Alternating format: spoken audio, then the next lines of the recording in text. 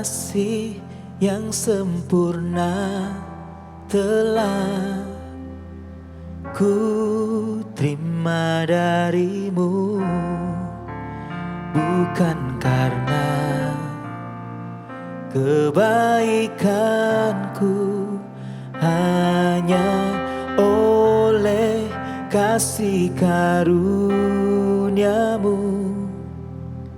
Kau pulihkan aku, layakkanku untuk dapat memanggilmu Bapa.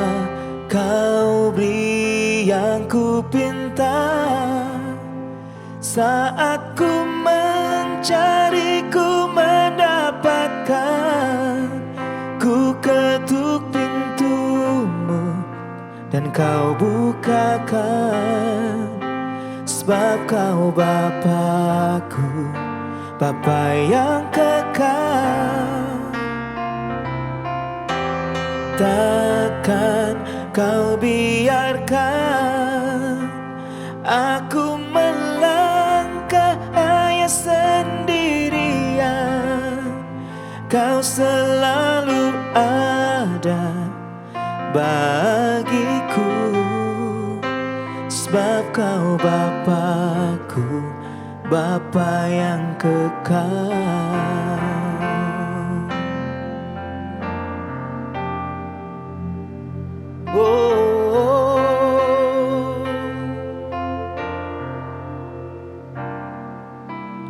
Kasih yang sempurna telah ku terima darimu, bukan karena kebaikanku, hanya oleh kasih karuniamu.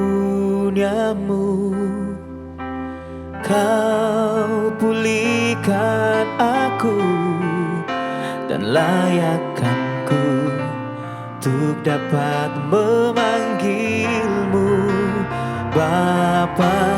Kau beri yang ku pinta, saat ku mencari ku mendapatkan. Ku ketuk pintumu dan kau bukakan, sebab kau Bapa-Ku, Bapa yang kekal. Takkan kau biarkan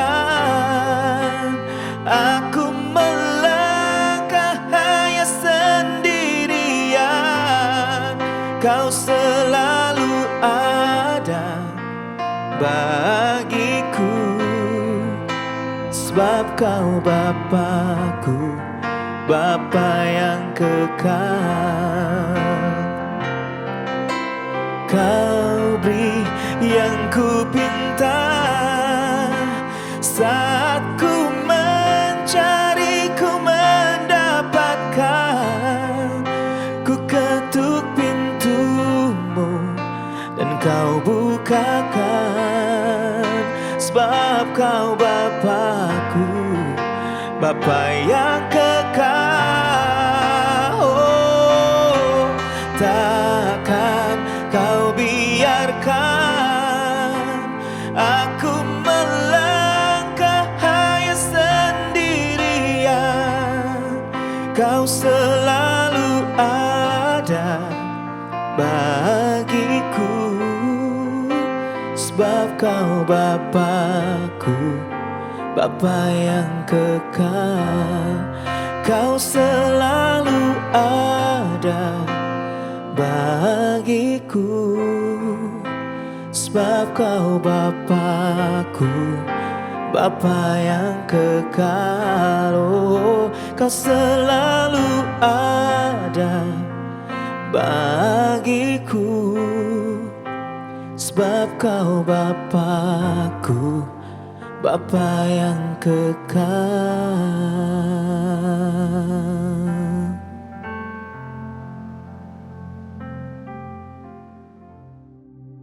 Shalom jemaat terkasih di dalam Tuhan. Saya akan bacakan renungan harian kita di hari ini yang terambil di dalam kitab Imamat pasal 15. Saya akan bacakan ayat yang ke-31. Begitulah kamu harus menghindarkan orang Israel dari kenajisannya, supaya mereka jangan mati di dalam kenajisannya, bila mereka menajiskan kemah suciku yang ada di tengah-tengah mereka itu. Nah, jemaat terkasih di dalam Tuhan, ayat yang barusan kita baca merupakan satu peringatan bagi bangsa Israel agar mereka menjaga kebersihan diri ketika mereka mau beribadah kepada Tuhan. Ada banyak sekali peraturan yang begitu ketat, bahkan sampai terkait dengan hal-hal yang sifatnya jasmaniah atau hal-hal yang sifatnya fisik. Tadi kita kalau baca keseluruhan kita akan menemukan bagaimana Tuhan mau supaya di dalam pertemuan ibadah bangsa Israel benar-benar tahir di mata Tuhan. Nah, secara prinsip melalui firman Tuhan ini kita bisa melihat bahwa Tuhan ingin agar bangsa Israel benar-benar menjaga dirinya dari segala kecemaran. Bahkan kecemaran yang sifatnya jasmani atau sifatnya fisik, Bapak Ibu Saudara yang terkasih di dalam Tuhan. Tadi ayat firman Tuhan dikatakan, begitulah kamu harus menghindarkan orang Israel dari kenajisannya. Jadi orang-orang Israel ketika mau menghadap Tuhan di dalam kemah suci harus benar-benar tahir. Baik hatinya, pikirannya, bahkan hal yang sifatnya jasmani. Nah, di dalam pasal ini kita menemukan bahwa Tuhan mau kita benar-benar mempersiapkan diri ketika mau beribadah, bahkan terkait hal-hal yang jasmani. Nah, kata najis di dalam ayat ini itu adalah artinya kotor atau tidak tahir, yang berkaitan dengan hal-hal jasmaniah yang memungkinkan mencemari orang lain atau bisa mengotori orang lain. Nah, di dalam ayat ini sebenarnya berbicara tentang ketika seseorang udah sedang menderita penyakit tertentu. Jadi orang-orang yang seperti itu agar tidak menghadiri pertemuan ibadah pada waktu itu. Jadi begitu ketatnya peraturan pada waktu itu, tetapi dengan satu prinsip atau dengan satu tujuan, yaitu Tuhan mau agar setiap kita benar-benar menjaga diri kita, menjaga diri tetap suci, tetap kudus, tetap tahir, bahkan termasuk hal-hal yang sifatnya jasmaniah. Nah, Bapak Ibu Saudara yang terkasih di dalam Tuhan, bagi kita umat yang telah ditebus oleh darah Kristus, tentu kita nggak perlu lagi melakukan hal-hal seperti itu. Tetapi prinsipnya harus tetap kita kerjakan secara prinsip, atau nilainya atau prinsipnya tetap harus kita kerjakan. Yaitu apa? Yaitu agar setiap kita benar-benar tidak sembarangan di dalam beribadah kepada Tuhan. Kita benar-benar mempersiapkan diri ketika kita mau beribadah kepada Tuhan. Memang tidak perlu lagi seperti orang-orang perjanjian lama pada waktu itu, yang harus membasuh dirinya seperti itu, kemudian memotong korban dan lain sebagainya. Tetapi prinsipnya tetap harus kita kerjakan, yaitu Tuhan mengendaki agar kita tidak sembarangan di dalam beribadah. Nah, penting untuk kita perhatikan bahwa ibadah itu tidak selalu terkait hal-hal yang sifatnya rohania saja. Ibadah tidak selalu terkait dengan hal-hal yang sifatnya batiniah atau spiritual. Ibadah juga sering sekali dikaitkan dengan hal-hal yang sifatnya fisik. Bapak Ibu Saudara yang terkasih di dalam Tuhan. Di dalam 1 Korintus, Rasul Paulus mengatakan poin ini dengan sangat baik sekali.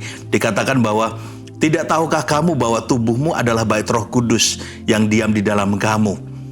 Roh Kudus yang kamu peroleh dari Allah, dan bahwa kamu bukan milik kamu sendiri. Sebab kamu telah dibeli dengan harga yang telah lunas dibayar. Karena itu muliakan Allah dengan tubuhmu.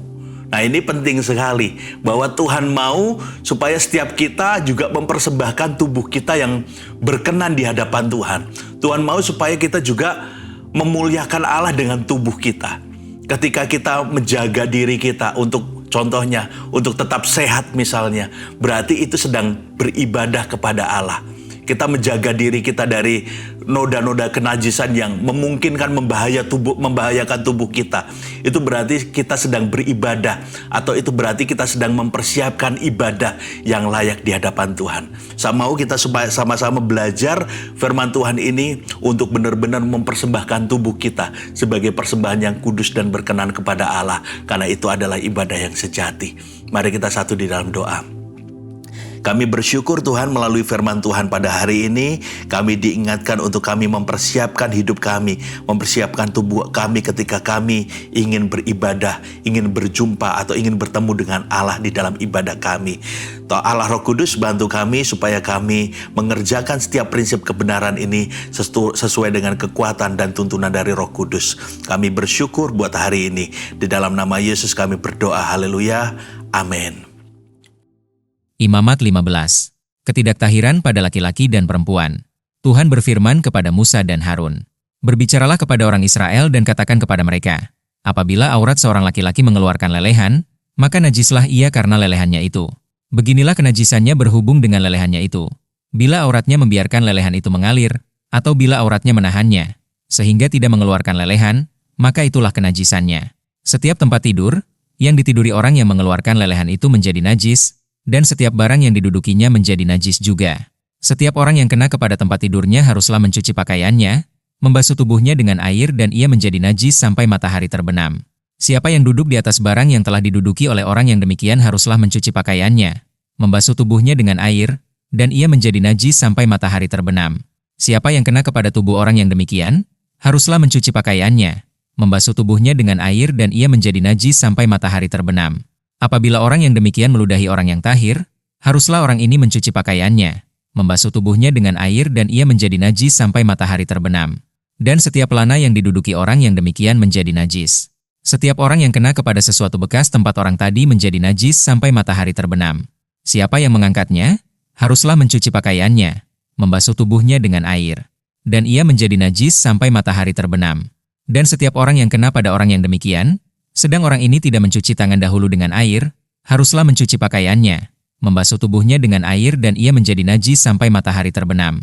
Kalau orang itu kena pada belanga tanah, itu haruslah dipecahkan, dan setiap perkakas kayu haruslah dicuci dengan air. Apabila orang yang demikian sudah bersih dari lelehannya, ia harus menghitung 7 hari lagi untuk dapat dinyatakan tahir, lalu mencuci pakaiannya, membasuh tubuhnya dengan air mengalir, maka ia menjadi tahir.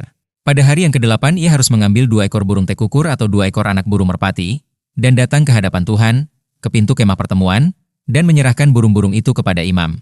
Lalu imam harus mempersembahkannya, yang seekor sebagai korban penghapus dosa dan yang seekor lagi sebagai korban bakaran. Dengan demikian imam mengadakan pendamaian bagi orang itu di hadapan Tuhan karena lelehannya. Apabila seorang laki-laki tertumpah maninya, ia harus membasuh seluruh tubuhnya dengan air dan ia menjadi najis sampai matahari terbenam. Setiap pakaian dan setiap kulit yang kena tumpahan mani itu, haruslah dicuci dengan air dan menjadi najis sampai matahari terbenam.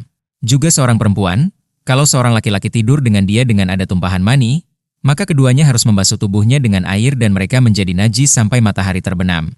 Apabila seorang perempuan mengeluarkan lelehan, dan lelehannya itu adalah darah dari auratnya, ia harus 7 hari lamanya dalam cemar kainnya. Dan setiap orang yang kena kepadanya, menjadi najis sampai matahari terbenam. Segala sesuatu yang ditidurinya selama ia cemar kain menjadi najis. Dan segala sesuatu yang didudukinya menjadi najis juga. Setiap orang yang kena kepada tempat tidur perempuan itu haruslah mencuci pakaiannya, membasuh tubuhnya dengan air dan ia menjadi najis sampai matahari terbenam.